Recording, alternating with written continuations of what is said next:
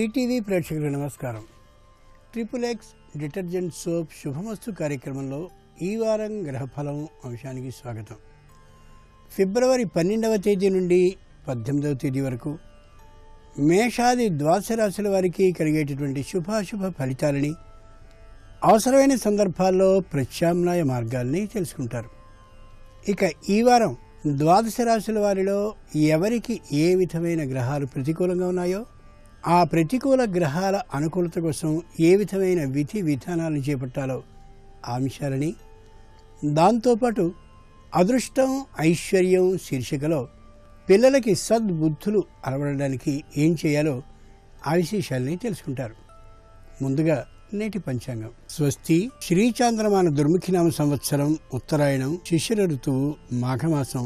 ఇక ఈ వారంలో ముఖ్యమైన రోజుల్ని చూస్తే 14వ తేదీ సంకష్టహర చతుర్థి, ఈరోజు ఆదివారం, విశేషించి మాఘమాసంలోని ఆదివారం. సర్వమంగళ మాంగళ్యం సర్వపాప ప్రణాశనం చింతా శోక ప్రశమనం ఆయుర్వర్ధనముత్తమం. సూర్య ఉదయకాలంలోనే లేచి సూర్యుడిని కానీ దర్శించినట్టయితే ఏ ఫలితం లభిస్తుందో, సాక్షాత్తు పుణ్య నది స్నానం చేసినటువంటి ఫలితం లభిస్తుందో అటువంటి మాఘ ఆదివారం నాడు ఈటీవీ ప్రేక్షకులని మీ అందరికీ కూడా ఆయుర్వర్ధనం జరగాలని, మానసికమైనటువంటి ప్రశాంతత కలుగుతూ ఉండాలని మనఃపూర్వకంగా ప్రత్యక్ష భగవానుడిని ప్రార్థిద్దాం.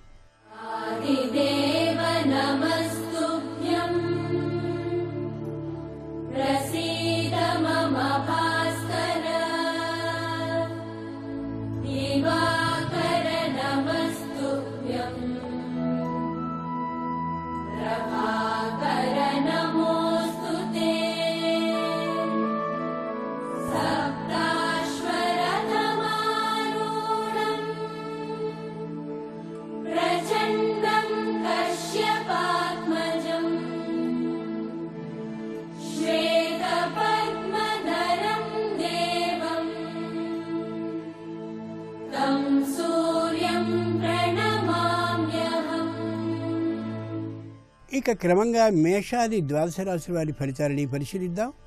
ముందుగా మేషరాశి. ఈ వారం మేషరాశి వారి ఫలితాలని పరిశీలించి చూస్తే గురువు షష్ఠంలో ఉన్నాడు, శని నవమంలో ఉన్నాడు, రాహు కేతువులు పంచమ ఏకాదశ స్థానాల్లో ఉన్నారు. ఈ కారణంగా అశ్విని నక్షత్ర జాతకులకి తామే విద్యార్థులు అయినా లేక తమ సంతానం విద్యార్థులుగా ఉన్నా వారికి చదువు కంటే కూడా ఇతర విషయాల మీద ఆసక్తి పెరిగే అవకాశం బాగా ఉంది. కాబట్టి ఖచ్చితంగా పిల్లల్ని గురించి ఈ వారం శ్రద్ధగా పట్టించుకోవాలి తల్లిదండ్రులు, అలాగే వారికి సంబంధించినటువంటి వారు. భరణి నక్షత్ర జాతకులకి వ్యాపారంలో చిన్న ఒడిదొడుకులు వచ్చేటటువంటి అవకాశం కనిపిస్తోంది. అందుకని వ్యాపారాన్ని తమకు తాముగా పర్యవేక్షించుకుంటూ ఉండడం ఎంతైనా అవసరం. కృత్తికా నక్షత్ర జాతకులకి కనిపించినటువంటి ప్రతి వస్తువుని కొనాలి అనేటటువంటి ఆలోచన కలుగుతుంది. అనవసరమైనటువంటి వస్తువుల్ని కూడా కొనేటటువంటి కారణంగా ధన వ్యయం అయ్యేటటువంటి అవకాశం ఉంది. కాబట్టి ఒక క్షణం ఆలోచించుకుని మాత్రమే ధన వ్యయాన్ని చేసుకోవడం అవసరం. ఈ వారం ఈ రాశివారు ఆదిత్య హృదయ స్తోత్రాన్ని పఠిస్తూ కాలాన్ని గడపడం ఉత్తమం. మేషరాశి వారికి ప్రధాన ప్రతికూల గ్రహం కుజుడు అయినటువంటి కారణంగా ఈ రాశివారు గణపతికి దూర్వా అంటే గరికపోచలతో 32తో స్వామికి చక్కనైనటువంటి పూజని నెరవేర్చడం ఉత్తమం. ముఖ్యంగా ఈ రాశివారు ఈ వారం వ్యాపారాల మీద అలాగే తమ సంతానం మీద తప్పక తల్లిదండ్రులు శ్రద్ధని పెట్టి చూడాలి. సంస్థ యజమానులు పట్టించుకుంటూ ఉండాలి. ఇక ఈ వారం వృషభ రాశి వారి ఫలితాలని పరిశీలించి చూస్తే గురువు పంచమంలో ఉన్నాడు, శని అష్టమంలో ఉన్నాడు, రాహు కేతువులు చతుర్థ దశమ స్థానాల్లో ఉన్నారు. ఈ కారణంగా కృత్తికా నక్షత్ర జాతకులకి అనవసర విషయాల్లో తలదూర్చాల్సినటువంటి అవసరం ఏర్పడుతుంది. మొగమాటం లేకుండా నిర్ద్వంద్వంగా నేను జోక్యాన్ని చేసుకోను అని చెప్పకపోయిన పక్షంలో ఇబ్బందులు ఎదుర్కోవలసిన అవసరం ఏర్పడవచ్చు. రోహిణీ నక్షత్ర జాతకులకి దూరపు ప్రయాణాలు చేయవలసిన అవసరం ఏర్పడుతుంది. ప్రయోజనం లేనటువంటి ఆ ప్రయాణాలను నేను చేయను అని 1-2 మార్లు ఆలోచించుకున్న మీద చెప్పడం అత్యవసరం. మృగశిర నక్షత్ర జాతకులకి చిన్నదైనటువంటి పొరపొచ్చాలు భార్యాభర్తల మధ్య కానీ, చక్కనైనటువంటి స్నేహం ఎంతో కాలం నుంచి ఉన్నటువంటి వారి మధ్య కానీ ఏర్పడే అవకాశం ఉంది. కాబట్టి మాట తోలనాడకుండా సంయమనంతో ఉండడం ఎంతైనా అవసరం. ఈ వారం ఈ రాశివారు రాజరాజేశ్వరి అష్టోత్తర శతనామ పఠనాన్ని చేస్తూ గడపడం ఉత్తమం. వృషభ రాశి వారికి ప్రధాన ప్రతికూల గ్రహం రవి అయినటువంటి కారణంగా వినాయకునికి ఇష్టమైనటువంటి ఎర్రని పొరతో పూజలు చేయడం, అష్టోత్తర శతనామాల్ని చదువుతూ అతి ముఖ్యం. ముఖ్యంగా ఈ రాశివారు అనుభవజ్ఞుల్ని సంప్రదిస్తూనే ఏ పనైనా చేయడం ఈ వారంలో ఉత్తమం. ఇక ఈ వారం మిథున రాశి వారి ఫలితాలను పరిశీలించి చూస్తే గురువు చతుర్థంలో ఉన్నాడు, శని సప్తమంలో ఉన్నాడు, రాహు కేతువులు తృతీయ నవమ స్థానాల్లో ఉన్నారు. ఈ కారణంగా మృగశిర నక్షత్ర జాతకులు దైవ దర్శనానికి ప్రాముఖ్యాన్ని ఇస్తూ వ్యాపారం పట్ల, వృత్తి పట్ల, ఉద్యోగం పట్ల కొద్ది అశ్రద్ధని కనపరిచేటటువంటి అవకాశం కనిపిస్తోంది. ఆర్ద్ర నక్షత్ర జాతకులు అనవసరంగా కాలాన్ని వ్యర్థం చేస్తూ ఉద్యోగ ప్రయత్నం కానీ, ఉద్యోగంలో చేయవలసినంత శ్రమ చేయడం కానీ చేసే అవకాశం తక్కువగా కనిపిస్తోంది. దానివల్ల ఇబ్బంది పడచూపే అవకాశం ఉంది. కాబట్టి శ్రద్ధ పట్టాలి. పునర్వసు నక్షత్ర జాతకులు ఆరోగ్య విషయంలో శ్రద్ధని పాటించి తీరాలి. అలాగని దీర్ఘ అనారోగ్యం కానీ, శాశ్వత అనారోగ్యం కాకుండా తాత్కాలికమైన అనారోగ్యం కానీ వస్తుందని కాదు. కానీ ముందు జాగ్రత్త జరిగా ఆరోగ్య చర్యలు ఏవైతే ఉంటాయో పరిరక్షణ కోసం వాటిని చేపట్టడం అవసరం. ఈ వారం ఈ రాశివారు లక్ష్మీ అష్టోత్తర శతనామ పఠనాన్ని చేస్తూ గడపడం ఉత్తమం. మిథున రాశి వారికి ప్రధాన ప్రతికూల గ్రహం రవి అయినటువంటి కారణంగా వినాయకునికి ప్రీతికరమైనటువంటి ఎర్ర చందనంతో అభిషేకం చేయడం ఉత్తమం. లేని పక్షంలో ఏ తీరు గంధంతోనైనా అభిషేకం చేయడం శ్రేయస్కరం. ముఖ్యంగా ఈ రాశివారు ఈ వారం శ్రమ చేస్తేనే ఫలితం ఉంటుందనేటటువంటి నీతి సూత్రాన్ని నమ్ముకోవాలి. ప్రయత్న లోపాన్ని చేయనే కూడదు.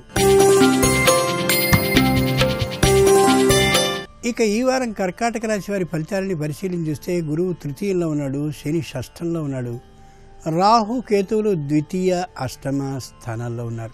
ఈ కారణంగా పునరుసు నక్షత్ర జాతకులకి బంధుమిత్ర లాభం కలుగుతుంది.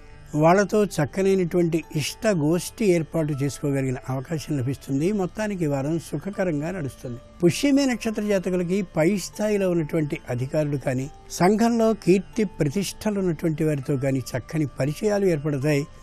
ఆ ప్రయోజనాలు ముందు నాటికి ఫలించే అవకాశం స్పష్టంగా ఉంది. ఆశ్లేష నక్షత్ర జాతకులకి ఎటు చేయాలో పాలుపోక ఏదేదో పనిని చేస్తూ మొత్తానికి ఈ వారం స్పష్టమైన లక్ష్యము గమ్యముతో ఓ పనిని చేయలేకపోతారు. అంచేత స్పష్టమైన నిర్దిష్టమైన ప్రణాళికని పెట్టుకుని మాత్రమే చేయడం అవసరం. ఈ వారం ఈ రాశివారు నవగ్రహ స్తోత్ర పాఠాన్ని చేస్తూ కాలాన్ని గడపడం ఉత్తమం. కర్కాటక రాశి వారికి ప్రధాన ప్రతికూల గ్రహం రవి అయినటువంటి కారణంగా వినాయకునికి తెల్లవారుజామున నవనీతాభిషేకం అంటే చక్కనైనటువంటి ఆవు వెన్నతో అభిషేకించడం శ్రేయస్కరం. ముఖ్యంగా ఈ రాశివారు ఈ వారం ఎంతవరకో అంతవరకే ఉంటూ ఎంత దూరంలో ఇతరుల్ని ఉంచాలో అంత దూరంలో ఉంచడం అవసరం. ఇక ఈ వారం సింహరాశి వారి ఫలితాలని పరిశీలించిస్తే గురువు ద్వితీయంలో ఉన్నాడు, శని పంచమంలో ఉన్నాడు, రాహుకేతువులు ప్రథమ సప్తమ స్థానాల్లో ఉన్నారు. ఈ కారణంగా మఖా నక్షత్ర జాతకులకి వ్యాపారం బాగా సాగుతుంది. కానీ ధనం అంతంత మాత్రంగానే ఆదాయ రూపంలో వస్తుంది అని గ్రహించుకోగలగాలి. కానీ వ్యాపారానికి సంబంధించినటువంటి పేరు సర్వత్రా విస్తరిస్తుందనే యథార్థాన్ని మాత్రం మర్చిపోకూడదు. పూర్వ ఫల్గుని నక్షత్ర జాతకులు వ్యవసాయదారులు అయినట్లయితే సరైనటువంటి సమయంలో రుణం లభిస్తుంది. వ్యవసాయాన్ని చక్కగా చేయగలిగిన ధైర్యం సాహసం చేకూరుతాయి. ఉత్తర ఫల్గుని నక్షత్ర జాతకులకి ఆర్థికమైనటువంటి మాంద్యం ఏర్పడవచ్చు. రుణాన్ని తీసుకోకుండా ఉన్నంతలో గడపడం శ్రేయస్కరం. లేని పక్షంలో ఎక్కువ మొత్తంలో రుణాన్ని చేయవలసి వస్తుంది. కుటుంబం ఇబ్బంది పడవలసి వస్తుంది. కాబట్టి ఉన్నంతలో జాగ్రత్త చేసుకోవడం అవసరం. ఈ వారం ఈ రాశివారు లక్ష్మీ నృసింహ కరావలంబ స్తోత్రాన్ని పఠిస్తూ గడపడం ఉత్తమం. సింహరాశి వారికి ప్రధాన ప్రతికూల గ్రహం కుజుడైనటువంటి కారణంగా వినాయకునికి ప్రీతికరంగా గంధ జలంతో అభిషేకం చేయడం శ్రేయస్కరం. ముఖ్యంగా ఈ రాశివారు ఈ వారం నిత్యం చేసేటటువంటి ఇంట్లో ఉన్న పూజని మానకుండా చేస్తూ ఉండాలి, కొనసాగిస్తూ ఉండాలి. ఇక ఈ వారం కన్యా రాశి వారి ఫలితాలని పరిశీలించి చూస్తే గురువు ప్రథమంలో ఉన్నాడు, శని చతుర్థంలో ఉన్నాడు, రాహు కేతువులు ద్వాదశ షష్ఠ స్థానాల్లో ఉన్నారు. ఈ కారణంగా ఉత్తర ఫల్గుని నక్షత్ర జాతకులకి శ్రమ మీద మాత్రమే విజయం సంభవం అవుతూ ఉంటుంది. శ్రమ అధికమైనప్పటికీ కూడా ఫలితం లభించి తీరుతుందనే ప్రయత్నాన్ని చేస్తూ ఉండవలసిందే తప్ప ఎక్కువ శ్రమ అవుతుంది అని విశ్రమించడం, విరమించడం ఏమాత్రమూ సరికాదు. హస్త నక్షత్ర జాతకులకి తాము తీసుకున్నటువంటి నిర్ణయాలు తరచూ మారేటటువంటి అవకాశం కనిపిస్తోంది. అయ్యో, ఎప్పటికప్పుడు ఆలోచనలు మారిపోతున్నాయి, పరిస్థితులు తలక్రిందులవుతున్నాయి అని అనుకోకుండా ప్రణాళిక ప్రకారం వెళ్ళడం, ప్రణాళిక మారినట్లయితే దానికి అనుగుణంగా వెళ్ళడం దోషమేం కాదు, అనుకూలం కూడా. చిత్తా నక్షత్ర జాతకులకి ఆసక్తికరమైనటువంటి విద్య, ఆసక్తికరమైనటువంటి పోటీ, ఆసక్తికరమైనటువంటి వ్యాపారం తప్పక లభిస్తుంది. దానిలో అభివృద్ధి కోసం, సాధించడం కోసం ప్రయత్నాన్ని చేయడం ఎంతైనా అవసరం. ప్రయత్నాన్ని మాత్రం విరమించకుండా ఉండాలి. ఈ వారంలో కన్యారాశి వారు ఈ వారం సుబ్రహ్మణ్య అష్టోత్తర శతనామ పఠనాన్ని చేస్తూ కాలాన్ని గడపడం శ్రేయస్కరం. కన్యారాశి వారికి ప్రధాన ప్రతికూల గ్రహం శని అయినటువంటి కారణంగా వినాయకునికి అవకాశం ఉన్నంతలో నీలి రంగు పుష్పాలతో అష్టోత్తర శతనామ పూజని చేయడం శ్రేయస్కరం. ముఖ్యంగా ఈ రాశివారు ఈ వారం అనాలోచితంగా నిర్ణయాలను చేయడం చాలా ప్రమాదకరం, మంచిది కాదు.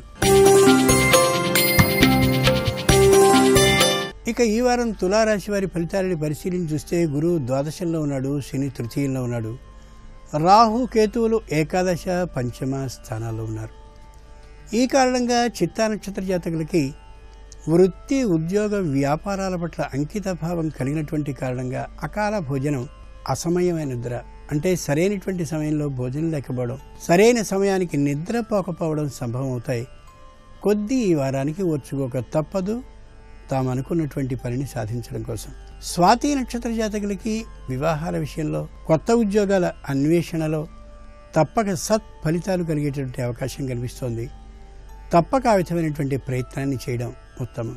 విశాఖ నక్షత్ర జాతకులకి బంధువులతోనూ, మిత్రులతోనూ, దాదాపు తల్లిదండ్రులతోనూ చిన్న విరోధం ఏర్పడవచ్చు. ఆలోచించుకుని మాత్రం మాట్లాడాలి.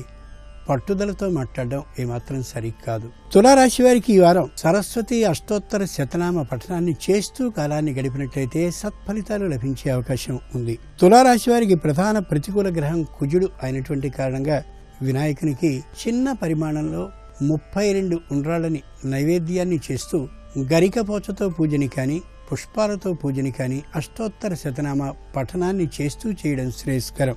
ముఖ్యంగా ఈ రాశివారు ఈ వారం వాద వివాదాల జోలికి పోకూడదు. వాద వివాదాలు వచ్చినట్లయితే వాటిని తొలగించుకునేందుకు ప్రయత్నం చేయాలి కానీ వాద వివాదాల్లోకి తలదూర్చకూడదు. ఇక ఈ వారం వృశ్చిక రాశి వారి ఫలితాలని పరిశీలించి చూస్తే గురువు ఏకాదశంలో ఉన్నాడు, శని ద్వితీయంలో ఉన్నాడు, రాహు కేతువులు దశమ చతుర్థ స్థానాల్లో ఉన్నారు.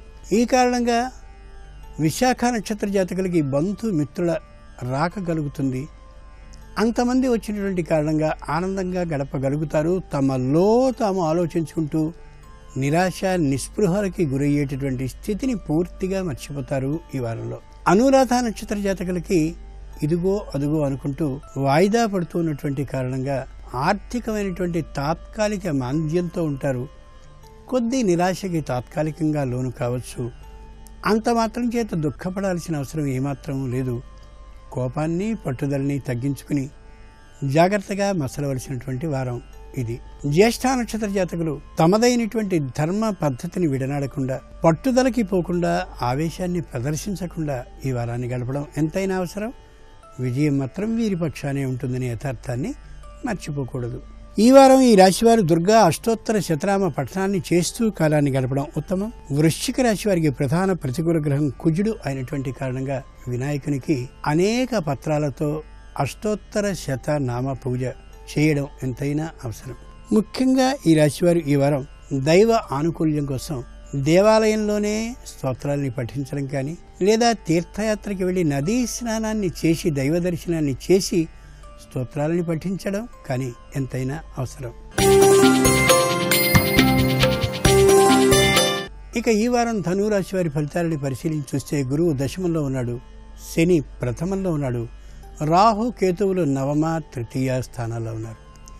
ఈ కారణంగా మూలా నక్షత్ర జాతకులకి అకస్మాత్తుగా కోపం వచ్చినా, ఆవేశం వచ్చినా, చెప్పలేనటువంటి పట్టరానటువంటి పట్టుదల వచ్చినా శని ప్రవేశం జరిగిందనేటటువంటి యథార్థాన్ని గమనించి తమలో తాము తమాయించుకోగలగాలి. ఆత్మ సంయమనం ఎంతైనా అవసరం. పూర్వాషాఢ నక్షత్ర జాతకులకి పై అధికారులతో కానీ, క్రింది అధికారులతో కానీ పేచీలు వచ్చినట్టయితే సమన్వయంతోనే పరిష్కరించుకునే దిశగా ఆలోచించాలి తప్ప వాద వివాదాల జోలికి పోతూ సాక్ష్యాధారాల్ని చూపించాలనేటటువంటి పట్టుదలతో వెళ్ళడం శ్రేయస్కరం కాదు. ఉత్తరాషాఢ నక్షత్ర జాతకులు రుణాలని తీసుకోకుండా ఉన్నటువంటి ఆసొమ్ములోనే గడుపుకోవడం అవసరం. రుణాన్ని కానీ తీసుకోవడం ప్రారంభిస్తే రుణ పరిస్థితి పెరిగే అవకాశం కనిపిస్తుంది. కాబట్టి ఒక క్షణం ఆలోచించి మాత్రమే వ్యవహరించుకోగలగాలి జీవితంలో. ఈ వారం ఈ రాశివారు అన్నపూర్ణ అష్టోత్తర శతనామ పఠనాన్ని చేస్తూ గడపడం అవసరం. ధను రాశి వారికి ప్రధాన ప్రతికూల గ్రహం రవి అయినటువంటి కారణంగా వినాయకునికి ప్రీతికరమైన అనేక పుష్పాలతో వినాయకునికి అష్టోత్తర శతనామ పూజను చేయడం అవసరం.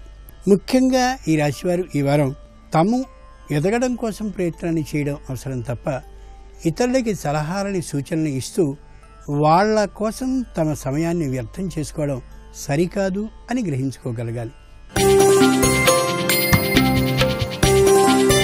ఇక ఈ వారం మకర రాశి వారి ఫలితాలని పరిశీలన చూస్తే గురువు నవమంలో ఉన్నాడు, శని ద్వాదశంలో ఉన్నాడు, రాహుకేతువులు అష్టమ, ద్వితీయ స్థానాల్లో ఉన్నారు. ఈ కారణంగా ఉత్తరాషాఢ నక్షత్ర జాతకులకి అటు ఉద్యోగంలోనూ, ఇటు కుటుంబంలోనూ, అటు సంతానంతోనూ చిన్నమైనటువంటి మనస్పర్ధలు ఏర్పడే అవకాశం ఉంది. జాగ్రత్తగా వ్యవహరించడం అవసరం తప్ప పట్టుదలకి పోవడం ఏమాత్రం సరికాదు. శని ద్వాదశంలో ఉన్నటువంటి కారణంగా శ్రవణ నక్షత్ర జాతకులు తల్లితో కానీ, భార్యతో కానీ విరోధం వచ్చే సూచనలు కనిపిస్తున్నాయి. కాబట్టి ఖచ్చితంగా వస్తాయని కాదు, కానీ వచ్చే అవకాశం ఉంది. కాబట్టి సంయమనంతోనే వ్యవహరించాలి. మాట జారడం ఏమాత్రం సరికాదు.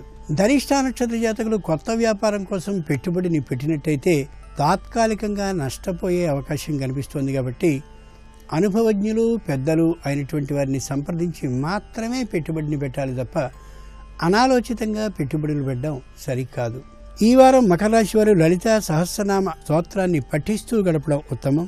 మకర రాశి వారికి ప్రధాన ప్రతికూల గ్రహం శని అయినటువంటి కారణంగా శని గ్రహ ప్రీతి కోసం వినాయకునికి చిన్న బెల్లపు ముక్కలతో అష్టోత్తర శతనామ పూజని చేస్తూ అర్చించడం అవసరం. ముఖ్యంగా ఈ రాశివారు ఈ వారం కోపాన్ని నియంత్రించుకోవాలి. ఏ వస్తువు చేతిలో ఉంటే దాన్ని విసిరివేయడం వంటి విధంగా ఆర్థికమైనటువంటి నష్టానికి గురి కాకుండా ఉండేలా చూసుకోగలగాలి.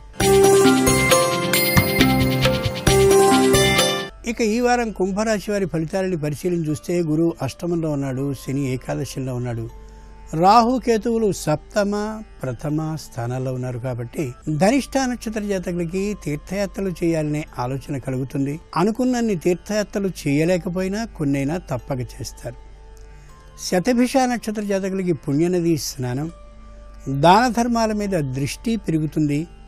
తప్పక దాన ధర్మాలని చేయాలనే ఆలోచనకి స్థిరంగా వస్తారు.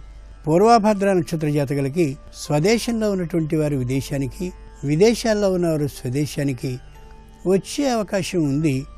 వచ్చేందుకు తగినటువంటి ప్రయత్నాలని ప్రారంభిస్తారు.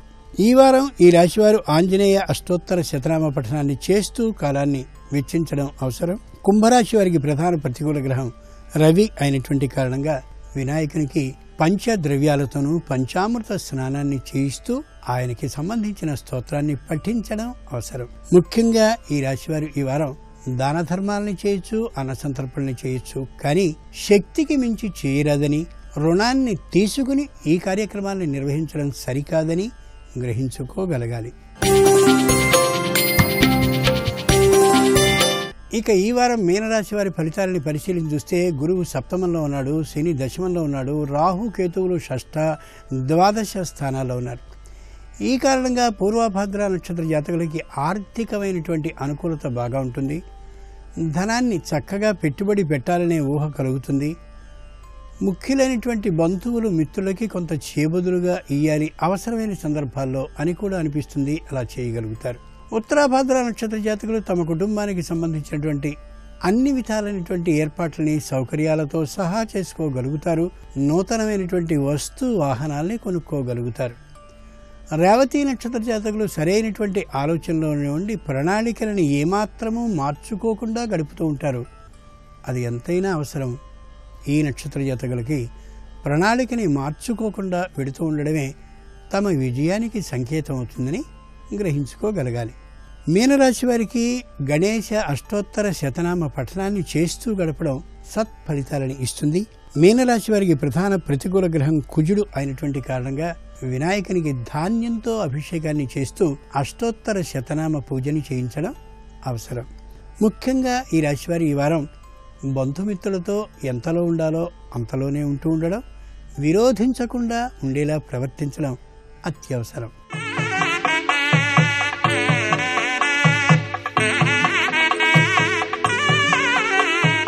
అదృష్టం ఐశ్వర్యం శీర్షికలో తమ సంతానం సరైనటువంటి పద్ధతిలో కానీ ఉన్నట్లయితే, దుష్ట సహవాసాలు లేకుండా ఉన్నట్లయితే అంతకంటే అదృష్టం ఏముంది? అలాగే వాళ్ళు సరైనటువంటి చదువుల్ని సకాలంలో కానీ చదువుకున్నట్టయితే అంతకు మించిన ఐశ్వర్య కారకమైంది ఉంటుంది. అలా కాకుండా ఎవరైనా సంతానం దుష్ట సహవాసాన్ని కానీ చేస్తున్నారని అనిపించినా, చేస్తూ ఉన్నారని తోచినా ఏం చేయాలో ఆ విశేషాన్ని చూద్దాం. దుష్టదూరా దురాచార శమని దోషవర్జిత, దుష్టదూరా దురాచార శమని దోషవర్జిత అనే లలిత సహస్రనామంలోని ఈ వాక్యాన్ని 16 మార్లు రోజు పారాయణాన్ని కానీ చేసినట్టయితే ఏ దుర్మార్గ లక్షణాలు కలిగినటువంటి స్నేహితులు ఉన్నారో వాళ్ళు అసలు ఇంటికి రావడం మానేస్తారు. మన పిల్లవానితో ఏ విధమైన సహవాసాన్ని చెయ్యాలి అని కూడా అనుకోరని శాస్త్రవచనం.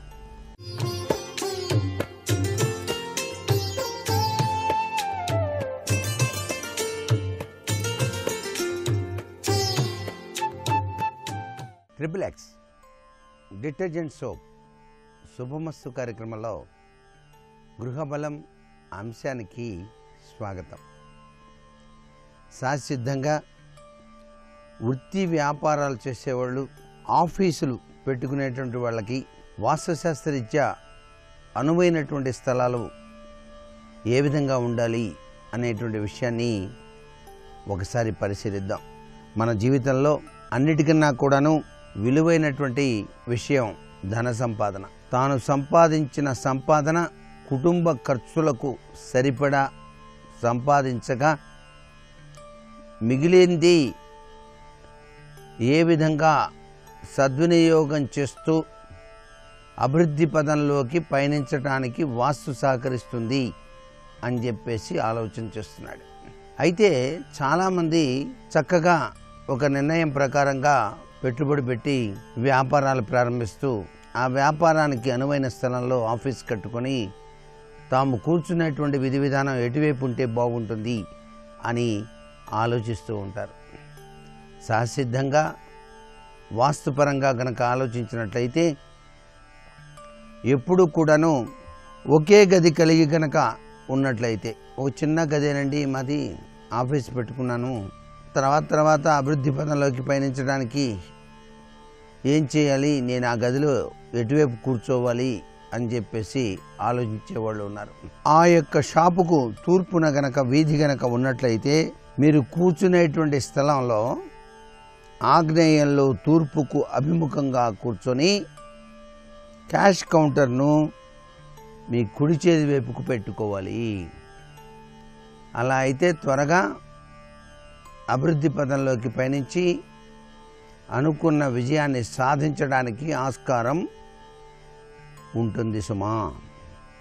అలాగే తూర్పు దక్షిణం వీధులు ఉన్నటువంటి షాపులో తూర్పు వైపు ఉంది, దక్షిణం వైపు కూడా ఉంది. దాన్ని మనం ఆగ్నేయం అంటారు, ఆగ్నేయ బిట్. దక్షిణం తూర్పు కనుక రోడ్లు ఉంటే దాన్ని ఆగ్నేయ బిట్ అంటారండి. ఈ ఆగ్నేయ బిట్ వైపు షాపు కట్టారనుకోండి, ఇలా షాపులు ఉన్నటువంటి వాళ్ళు దక్షిణ వీధి వైపు దక్షిణ నైరుతిలో ఎత్తైనటువంటి అరుగు మీద కూర్చుని కానీ బల్ల కానీ వేసుకొని తూర్పుకు చూస్తూ ఉండే విధంగా కూర్చోవాలి. ఆ షాపుకు దక్షిణ ఆగ్నేయంలోనూ తూర్పు ఈశాన్యంలోనూ ద్వారాలు మాత్రం ఉండాలి. ఇలా గనక ఉన్నట్లయితే అభివృద్ధి పదంలోకి పయనిస్తారు. దక్షిణ వీధి ఒక్కటే ఉందండి, తూర్పు వైపు లేదు అనుకున్నాం. దక్షిణ వీధి కలిగినటువంటి షాపులో యజమాని దక్షిణ నైరుతిలోనే తూర్పుకు చూస్తూ ఉండే విధంగా కూర్చోవాలి. దక్షిణ వైపు ఇది రోడ్డు, దక్షిణ వైపు మీ షాపు ఇక్కడ ఉంది నైరుతిలో, మీరు ఈ దక్షిణ నైరుతిలో తూర్పు చూస్తూ కూర్చోవాలి, ఇటువైపు తిరిగి కూర్చోవాలి. అలా గనక కూర్చున్నట్లయితే చాలా చక్కటి యోగవంతమైన సత్ఫలితాన్ని పొందుతారు. అట్లాగే దక్షిణం వైపు పడమర వైపు రోడ్డు ఉంది. ఆ యొక్క రోడ్డులో ఎటువైపు కూర్చుంటే మంచిది? ఆ రెండు వీధుల్లో ఏది పెద్ద వీధో గుర్తుపెట్టుకోండి. ముందర పడమర వీధి పెద్దదిగా ఉందనుకోండి, చాలా దక్షిణ వీధి చిన్నదిగా ఉందనుకోండి, తూర్పుకు కానీ ఉత్తరానికి కానీ చూస్తూ ఉండే విధంగా కూర్చోవాలి. అలా గనక కూర్చున్నట్లయితే చాలా లాభదాయకమైనటువంటి ప్రభావం వచ్చి తీరుతుంది. పడమర వీధి కలిగినటువంటి షాపు కేవలం పడమరే. ఈ పడమర వీధిలో ఉన్నటువంటి షాపుల యజమాని ఎట్లా కూర్చోవాలి? పశ్చిమ నైరుతిలో కూర్చోవాలి. అంటే పడమర ఇలా ఉంటుంది, పడమర ఇది నైరుతి, ఈ నైరుతిలో ఇటువైపు కూర్చోవాలి. ఇక్కడ ఈ నైరుతిలో కూడా ఉత్తరంగా తిరిగి కూర్చోవాలి. అలా గనక కూర్చున్నట్లయితే చక్కటి లాభదాయకమైన ప్రభావంతో వ్యాపారాన్ని సాగించడానికి ఆస్కారం ఎంతగానో ఉంటుంది. పడమర ఉత్తర వీధులు ఉన్నటువంటి షాపు యందు యజమాని పడమర వీధి వైపు పడమర నైరుతిలో ఎత్తైన అరుగు మీద కూర్చొని లేకపోతే బల్ల కానీ వేసుకొని ఉత్తరానికి చూస్తూ ఉండే విధంగా కూర్చోవాలి. నైరుతిలోనే ఉత్తరం చూస్తూ కూర్చోవాలి. ఆ షాపుకు పశ్చిమ వాయువ్యంలోను ఉత్తర ఈశాన్యంలో కూడా తప్పనిసరిగా ద్వారాలు అనేటువంటివి ఉండి తీరాలి. ఇలా గనక ఉంటే చాలా బాగా కలిసి వస్తుంది. మరికొన్ని ముఖ్య విషయాలు రేపటి శుభమస్తు కార్యక్రమంలో తెలుసుకుందామా? మరి సర్వే జనా సుఖినో భవంతు.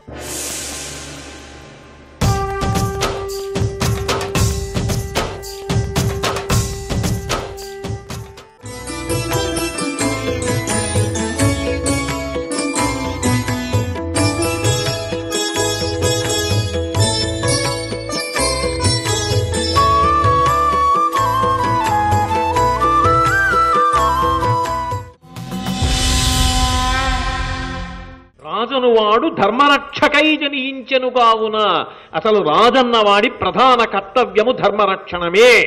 అందుకే పుట్టాడయా. అసలు నువ్వు సింహాసనం మీద కూర్చున్నది అందుకే, నువ్వు పరిపాలన చేసేది అందుకే.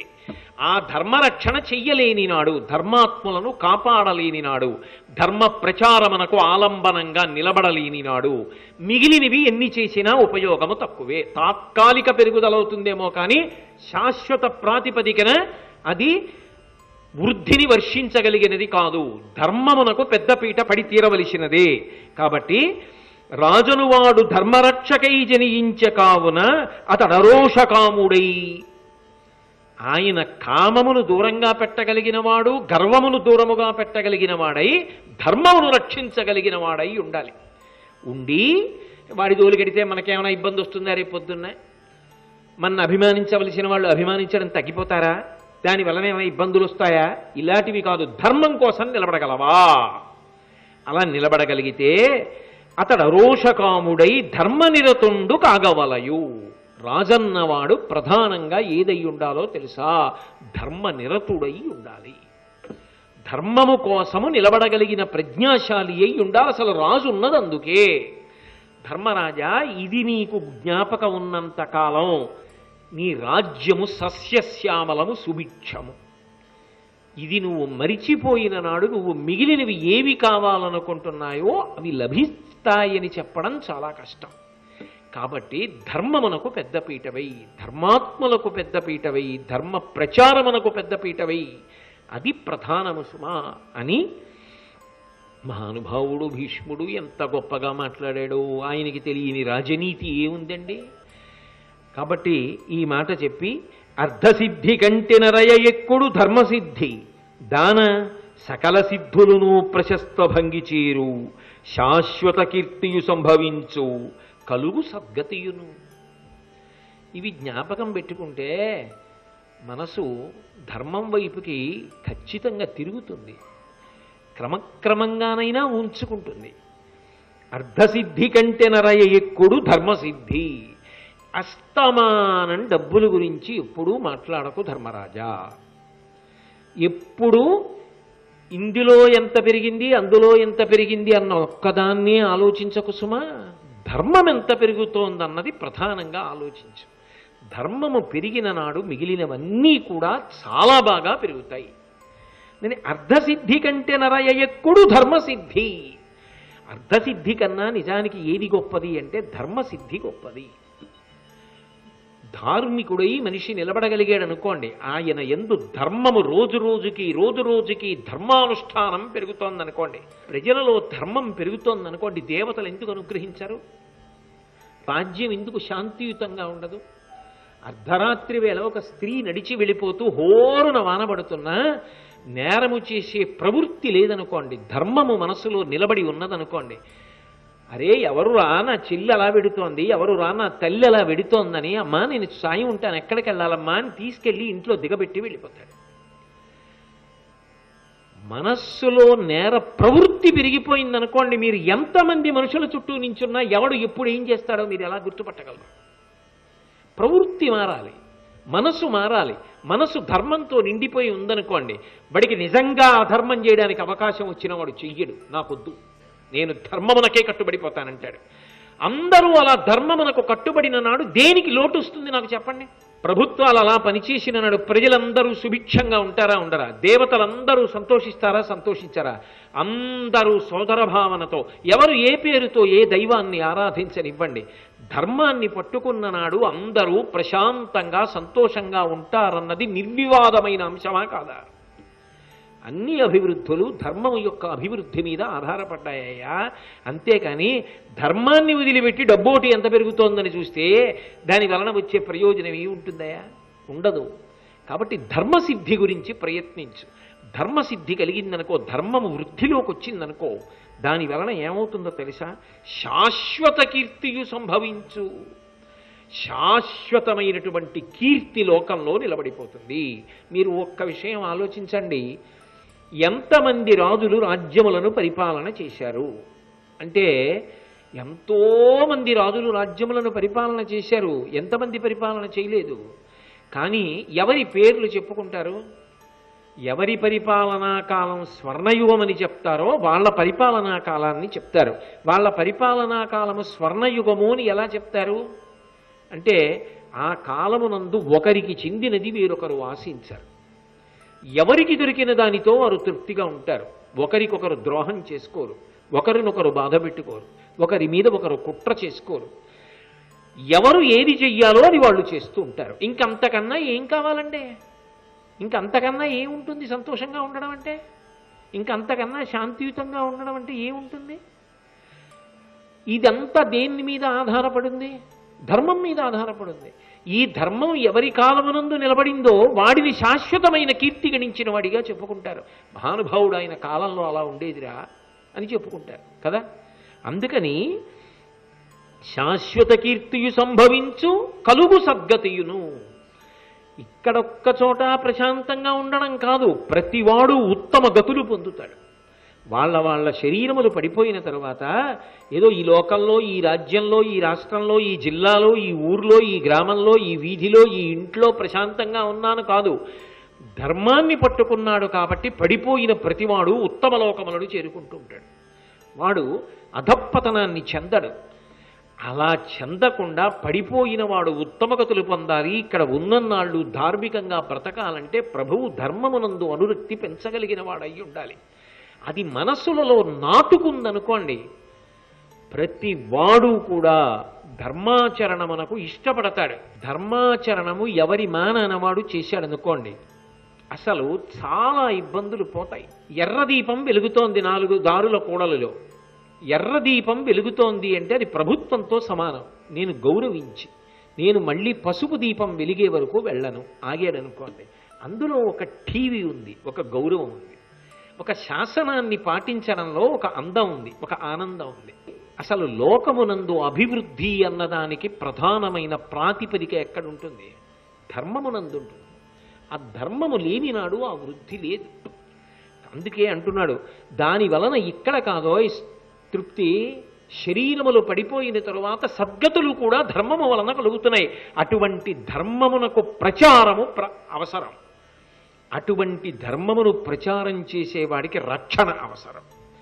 వాడు ధైర్యంగా ధర్మ ప్రచారం చేయగలగాలి. కాబట్టి అర్ధసిద్ధి కంటే నరయనిక్కుడు ధర్మసిద్ధి, దాన సకల సిద్ధులను ప్రశస్త భంగి చేరు, శాశ్వత కీర్తియు సంభవించు కలుగు సద్గతియును.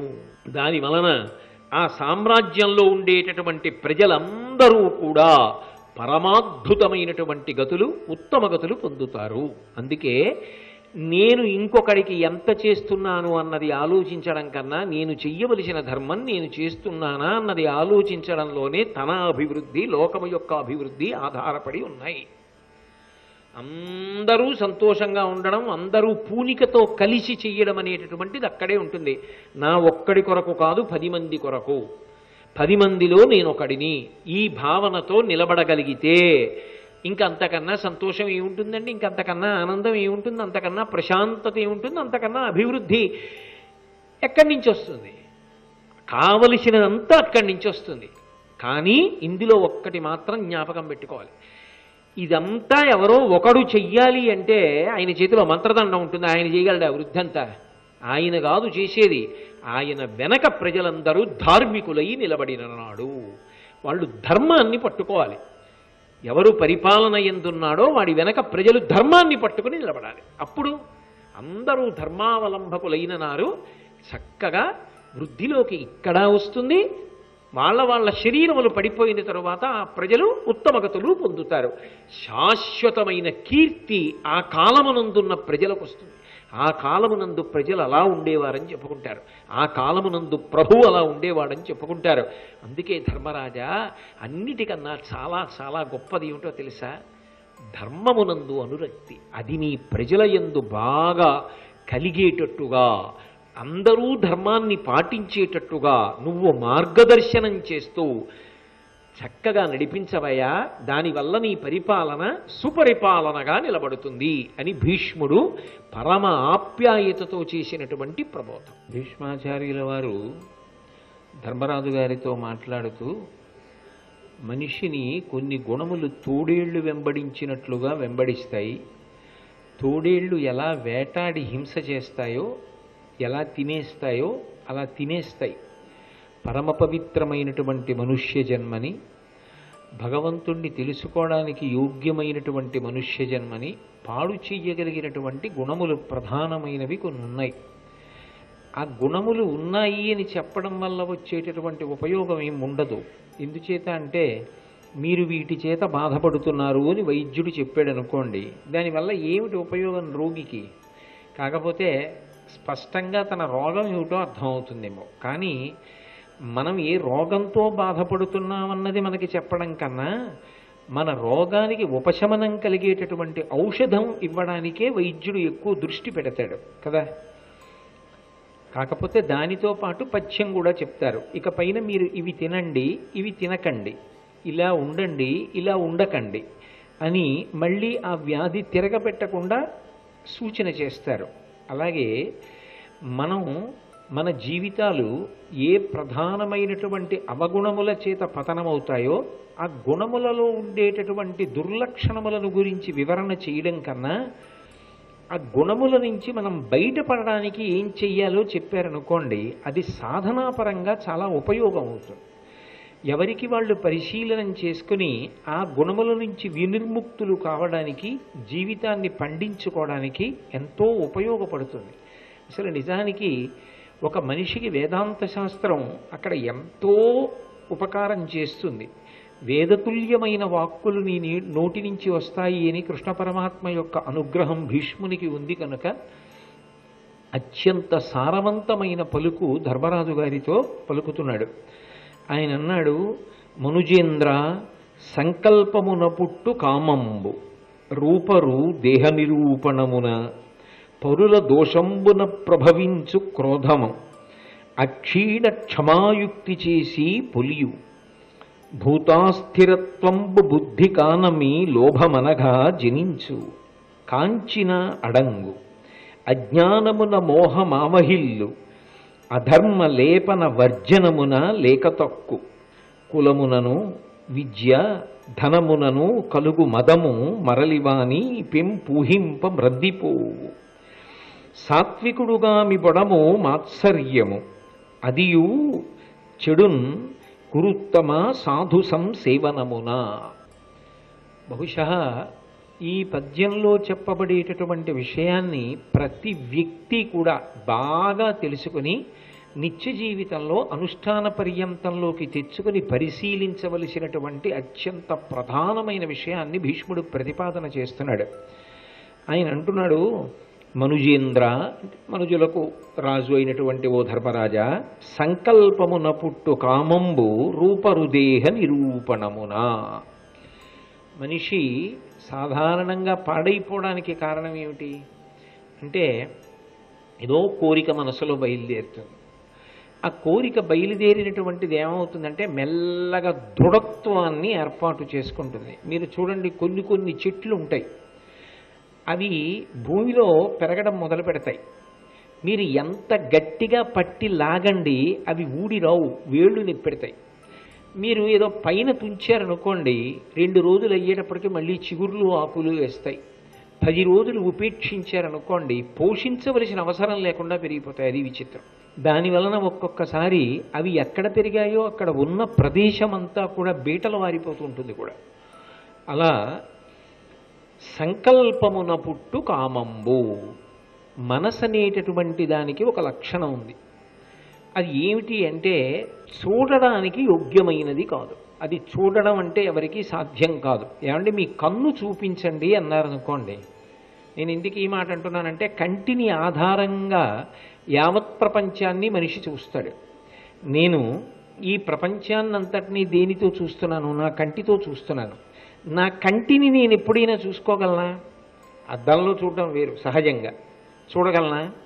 చూడలేను. మనసుని చూపించండి అని అడిగారు అనుకోండి, ఎవరైనా చూపించగలరా? అసలు మనసుని చూపించడం సాధ్యం కాదది. ఎందుకని అంటే సూక్ష్మమైనటువంటి ఇంద్రియం. కానీ వచ్చిన పెద్ద గొడవ ఏమిటంటే, ఒక మనిషి యొక్క అభ్యున్నతి, ఒక మనిషి యొక్క జీవితం, ఒక మనిషి యొక్క కీర్తి, ఒక మనిషి యొక్క ఉత్తమ గతులు, అతని శాశ్వతత్వం, అతని గొప్పతనం, అతను చిరస్మరణీయుడు కావడం, ఇవన్నీ కూడా ఆయన మనసు మీద ప్రధానంగా ఆధారపడి ఉంటాయి. ఎందుకని అంటే అది సంకల్ప వికల్ప సంఘాతం. అది అస్సలు ఖాళీగా ఉండదు. నిద్ర లేచింది అంటే స్వప్నావస్థలోంచి, అంటే సుషుప్తిలోంచి స్వప్నం, స్వప్నంలోంచి జాగృతిలోకి వచ్చిందనుకోండి, ఇంద్రియాలతో కలిసిందనుకోండి, ఇంకా నిరంతర సంకల్ప వికల్పములు చేస్తూ ఉంటుంది. అలా ఏవో ఆలోచనలు చెప్తూనే ఉంటుంది. ఇప్పుడు ఈ ఆలోచనలు చెప్తూ వెళ్ళిపోతున్నప్పుడు కొన్నింటిని మనం పట్టించుకోము, అసలు అలా వికల్పం వదిలేస్తుంది దాన్ని. కానీ అలా వాడు వదిలేసాడు, వాడు మన మాట వినలేదు కదా అని అదేం ఊరుకోదు. అది అలా తీసుకొచ్చి చెప్తూనే ఉంటుంది. అది ధర్మబద్ధమా అధర్మబద్ధమా దానికి అనవసరం.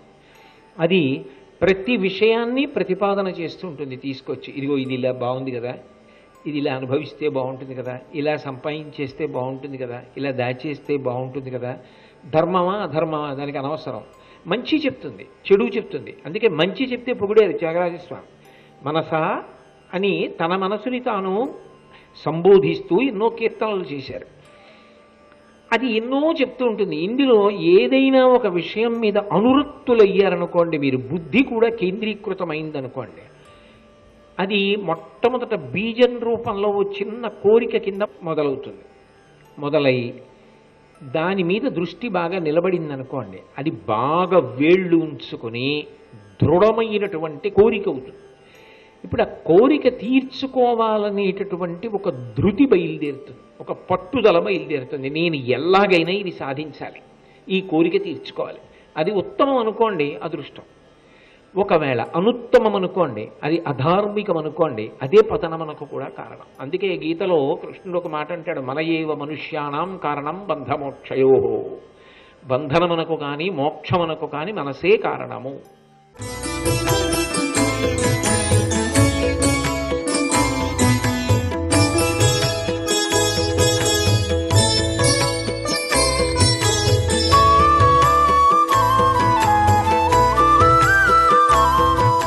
సర్వం శ్రీ ఉమామహేశ్వర పరబ్రహ్మార్పణమస్తు.